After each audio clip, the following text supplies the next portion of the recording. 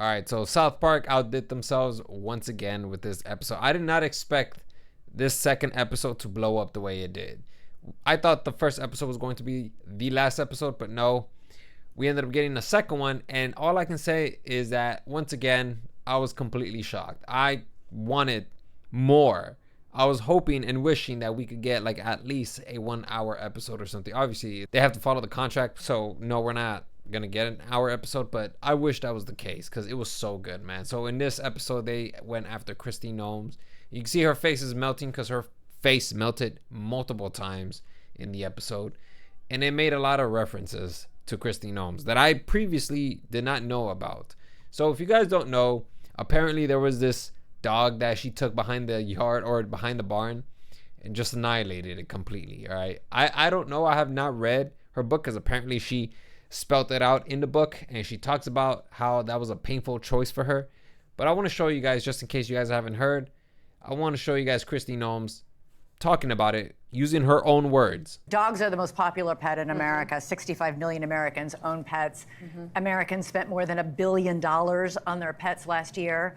Why tell that story? Well, and I love dogs, and I love them, and I You still didn't have love one. cricket. You said in your book, I hated that dog. If you read the book, you will see this was something that happened 20 years ago, and this book is filled with vulnerable stories, painful decisions that I've had.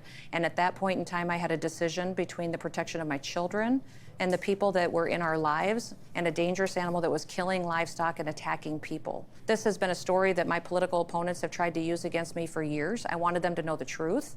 I wanted them to hear it in my words that, listen, most politicians would run from the truth and they would run from making hard decisions. I don't do either of those. Yeah. I wanted people to know the truth, and I want them to know that I didn't pass my responsibility on to somebody else. You didn't run from this story. All right, first off, I don't care who you are, you have to give respects to Christy Gnomes for even sharing that story, because it's, I don't know if she got caught or whatever, but it sounds like to me that she intentionally put that in her book. Apparently she has a book titled No Going Back, and this is her book. It's called No Going Back: The Truth of What's Wrong with Politics and How We Move America Forward. It's a hardcover. It's only $14, I believe, or something. Oh yeah, $13. It's 56% off, which you're gonna get a great deal, man. I laugh because it could potentially be the case that probably no one's buying it, but I mean, I don't know. You kind of have to respect the fact that she put that in her book. Overall, she has a 4.2 out of 5 star rating on Amazon. And then there's a couple stars here, right? Like, you know, we have people who gave it a 5-star, but then if you read the 1-star reviews, you know, they kind of reference the pets or the dog Cricket, because that was the name of the dog, Cricket. Let me read this one to you. I thought I'd be reading a story of leadership, perseverance, and strength. Instead, it was one of weakness in the face of frustration. If you can't properly treat a pet, adoption is an option. Strength through weakness is not perseverance or strength. It's cowardice. This is not a bedtime story to share with your grandkids. Shameful. Skip the book. Get your dog a treat.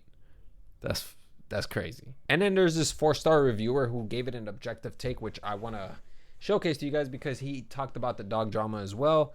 Let me go down. Okay, so let me read it to you guys. Then there's this dog drama that is in news cycles now. Without going into needless detail, what the author did based on what actually happened made perfect sense to me, but I had to read the entire account. This came across to me like the author's worst day ever story. The story did a good job of indicating to me the differences between city nerd culture, that would be me, and rural ranch culture, which would be her.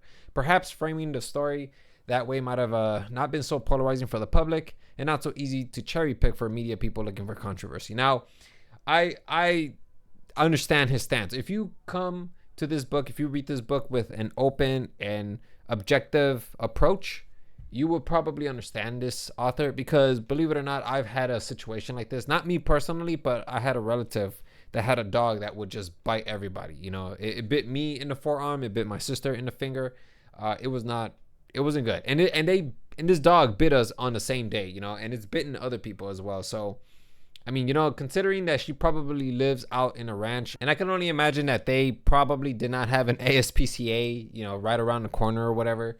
And so to have to go take this dog to an institution that's probably like 200 miles away, I don't know if it would be worth it for them. But I mean, I don't know, man. It all depends on your point of view, you know. Like, at the end of the day, she's from the ranch, you know, and whatever happened during this time or whatever her story was about, I guess it made sense to some people. It makes sense to her. So Yeah, but nonetheless, though, I thought that it was pretty brutal because in the South Park episode, like, there's at least like 40 dogs that have been featured, and every single one of them was of her just shooting down a dog. That was pretty insane, considering that this is probably one of the most vulnerable stories of her life.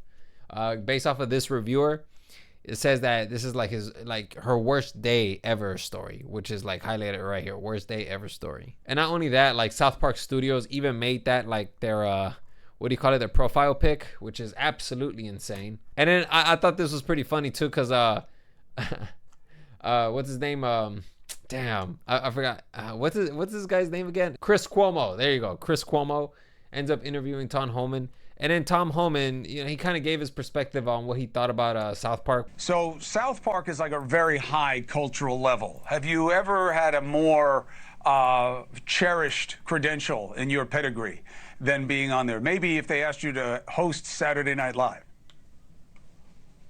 Look, I think the South Park parody, I guess you call it, was, look, it's in bad form. It's funny how he says it's in bad form, but he can't even keep a serious face. I thought that was hilarious. I just wanted to show you guys that because it's hilarious, man. But like, you know, they went in on these guys and they absolutely got destroyed.